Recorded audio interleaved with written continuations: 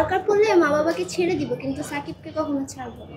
আসলে ডাক্তার কি আপনাকে বলেছে যে আপনি এখন বাবা হওয়ার মতো পরিপূর্ণ সামর্থ্য আপনার আছে, এরকম একটা ব্যাপার কি আপনাকে তারা আশ্বাস দিয়েছে কিনা? 100% আশ্বাস দিয়েছে, 100%। মানে আপনি ইভেন হচ্ছে আমি নিজেও হচ্ছে অনেক যথেষ্ট পরিমাণ আত্মবিশ্বাসী যে আমি বাবা হতে পারবো।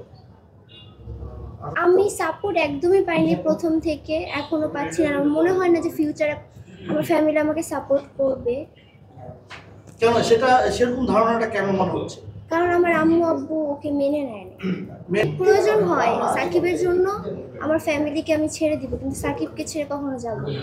আচ্ছা সাকিব ভাই, আমরা যাচ্ছি ইকরার কাছে। এই যে ইকরা যে কথাটা বললো, পরিবার থেকে কোনো ধরনের সাপোর্ট পাচ্ছে না এই মুহূর্তে ইকরা।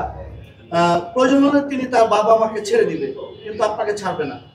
ইকরার এই বিশ্বাসটুকু আপনি কতটুকু অর্জন করে রাখতে পারবেন?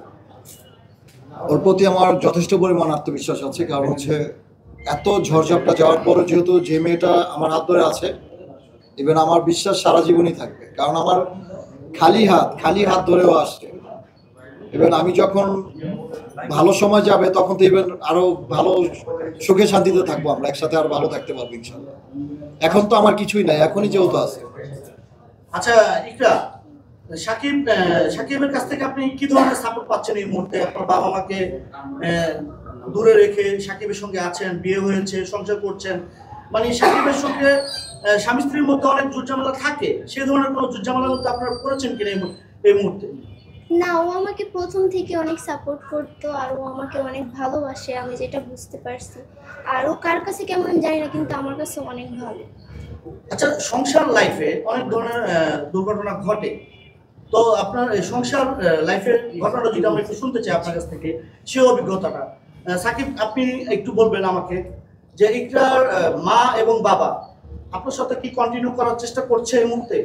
মানে ইকরার আম্মু হচ্ছে অনেক মিসবিহেভ করতেছে আমার সাথে, ইভেন হচ্ছে অনেক মানে খারাপ ভাষায় ব্যাড ল্যাঙ্গুয়েজ করতেছে, যেটা আমি বলার মতো না। আমি তারপর তাকে সালাম দিয়ে কথা বলতেছি, শাশুড়ি আম্মা ভিডিওটা দেখবে হয়তোবা। তো আশা করি যে এটা নিয়ে বাড়াবাড়ি না করাই ভালো, কারণ দুইটা লাইফ একসাথে হয়েছে। কেউ দীর্ঘস্থায়ীভাবে বেঁচে থাকবে না এই দুনিয়াতে। তো যে যেভাবে ভালো থাকতে চায় তাকে ওইভাবে ভালো থাকতে দিন। এবং মহান আল্লাহ তাআলা এবং মানে সৃষ্টিকর্তা যিনি আমাদের, সে চাইলে সব কিছুই করতে পারে, এক নিমিষে আমাদের ধ্বংস করে দিতে পারে। সো আমাদের এই পবিত্র ভালোবাসাকে আশা করি বিচ্ছিন্ন করবেন না। একে একে দুইবার বিচ্ছিন্ন করেছেন, এবং আমাকে বাসায় নিয়ে একবার হচ্ছে আমাকে চাপা কলে ফেলে আমাকে মারধরও করেছেন। সো এই বিষয়গুলো আগে কখনো কারো কাছে শেয়ার করি নাই। সো এগুলা বলতেও চাই না। আশা করি আপনারা আমাদেরকে মেনে নেওয়ার দরকার নেই, আমাদেরকে আমাদের মতো থাকতে দেন। যদি দেখেন কখনো যে আপনার মেয়ে কষ্টে আছে, তখন এসে কিছু বললেন। আচ্ছা, প্রত্যেকটা বাবা মাই চাইবে তার সন্তান ভালো একটি জায়গায় বিয়ে হোক, তার সন্তানের ভালো একটা মানে পরিবেশে তিনি বধূ হয়ে যায়। তো সেই দৃষ্টিকোণ থেকে আমি আপনাকে বলবো সাকিব ভাই, প্রত্যেকটা স্ত্রীর একটি স্বপ্ন থাকে সংসার জীবনে, মা হওয়ার একটি স্বাদ থাকে। তো সেই এটা কি মা হওয়ার স্বাদটা কি পরিপূর্ণ করতে পারবে কিনা? ইনশাআল্লাহ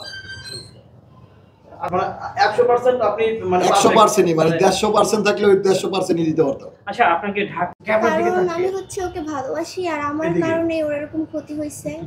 তো আর কেউ আসুক বা না আসুক, আমি ওর পাশে সারা জীবন থাকবো। নামটা উঠতো, সেই ইকরাটা হচ্ছে এটা। ও হচ্ছে আমার ওয়াইফ, ওরা আমি ভালোবাসা বিয়ে করছিলাম। সো এটা যে কোনো একটা দুর্ঘটনার মাধ্যমে আমরা হচ্ছে দুইজনে দুই দিকে চলে যাই, মানে একসাথে থাকতে পারি না। প্রায় 8-9 মাস ধরে আমাদের বিয়ে হয়েছে। তো তারপর তো আমি অসুস্থ ছিলাম, আপনারা জানেন। ও হসপিটালে ওর আম্মুর সাথে 2বার দেখা করতে আসছিল। ওর আম্মু আমার কাছে আসতে দিচ্ছিল না আর কি, ওকে নিয়ে গেছিল। আমাকে যে 4 মাস জেল খাটাইছে ওর আম্মুই জেল খাটাইছে, আর একজন আপনারা তো জানেন কে আমার শত্রু, সে মিলে হচ্ছে আমাকে একটা ক্ষতি করছে। তো এবার যখন আমি সুস্থ হওয়ার পর আমাকে হঠাৎ করে নক দেয় ইকরা, বলে যে যান, আর এমনিতেই প্রায় কথা হইতো, বলে যান আমি তোমাকে ছাড়া বাঁচবো না। আমি তো ওই যে বের হয়ে গেছি বাসা থেকে, একে একে 2বার বের হয়েছে, ওরা তো ধরে নিয়ে গেছে। এইবার তো আর হচ্ছে নিতে পারে নাই, কারণ হচ্ছে এইবার আর যাবেই না, যার কারণ হচ্ছে একেবারের জন্য চলে আসছে আমার কাছে।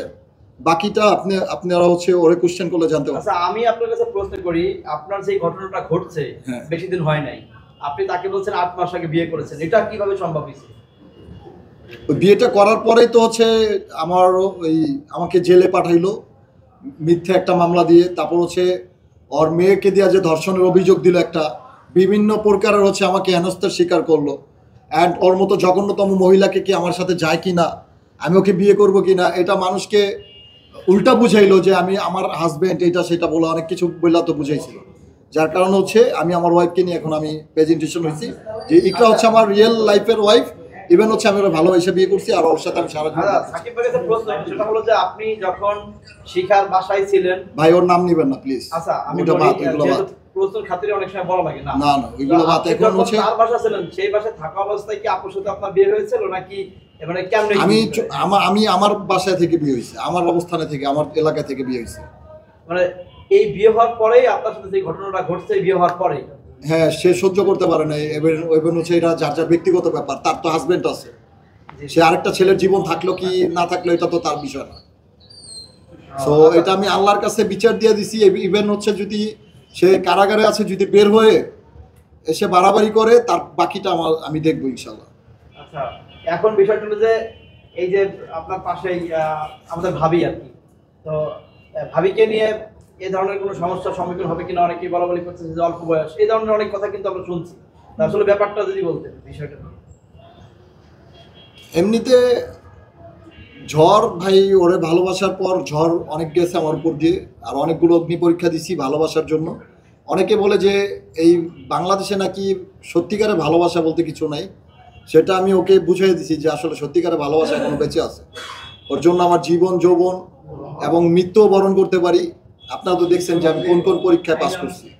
ইভেন হচ্ছে সুস্থ হয়ে ঘুরে দাঁড়িয়েছি, ইভেন হচ্ছে আবার সামনে কাজ করব, ভালো ভালো কাজ করব, এবং আমরা দুজন আবার এক হয়েছি এবং সারা জীবন থাকবো একসাথে। আচ্ছা, এমনও আছে যে আপনি অন্য কোনো নায়িকার সাথে কাজ করতে গেছেন, সেখানে আপনার যে ঝামেলাটা হলো, এরকম কোনো ঝামেলা হবে কিনা? ওর এরকম কোনো মাইন্ড নেই, আর ও জানে আমি ওরে ছাড়া অন্য কারো দিকে ওইভাবে তাকেও না। ভাবির কাছে একটু জানতে চাই যে ভাবি, যে অনেকেই সাকিব ভাইকে নিয়ে বিভিন্ন ধরনের মন্তব্য করে যে সাকিব ভাইয়ের সাথে কোনো মেয়েরা কথাই বলবে না এখন, অথচ দেখতে পাচ্ছি আপনি নতুন বউ সেজে এখানে বসে আছেন। আসলে কেন আপনি সাকিব ভাইকে পছন্দ করেন, এটা একটু বলবেন। কারণ আমি হচ্ছে ওকে ভালোবাসি, আর আমার কারণে ওর এরকম ক্ষতি হয়েছে। তো আর কেউ আসুক বা না আসুক, আমি ওর পাশে সারা জীবন থাকবো। অনেকেই বলতেছে যে আপনার ফ্যামিলি থেকে নাকি মামলা বা বিভিন্ন ধরনের একটা হুমকি ধামকি ধরনের অনেক কথা আসতে পারে, তো আসলে সেই ক্ষেত্রে আপনি সেটাকে ট্যাকেল দেবেন কিভাবে? একটু জোরে বলেন। আমি ঠিক থাকলে আমার ফ্যামিলি কিছুই করতে পারবে না।